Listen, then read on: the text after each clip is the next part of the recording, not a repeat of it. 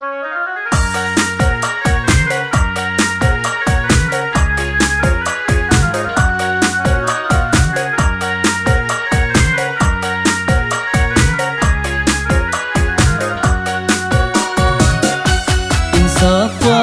wahai manusia, jika dirimu bernoda, dunia hanya naungan untuk makhluk ciptaan Tuhan.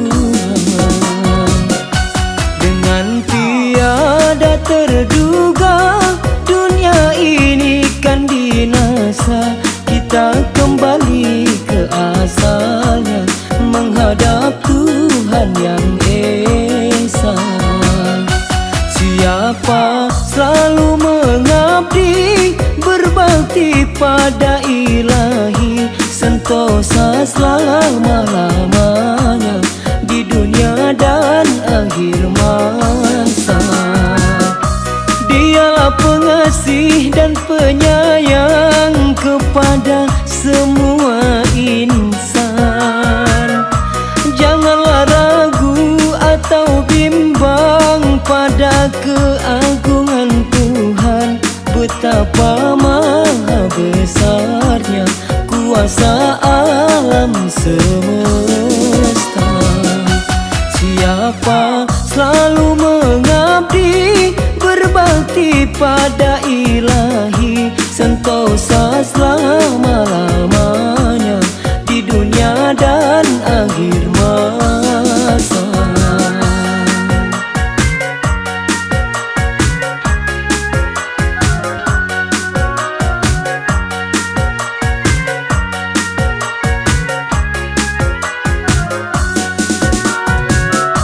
Dialah pengasih dan penyayang kepada semua insan. Janganlah ragu atau bimbang pada keagungan Tuhan, betapa maha besarnya kuasa alam semesta. Siapa selalu mengabdi, berbakti pada Ilahi, sentosa selama-lamanya di dunia dan akhir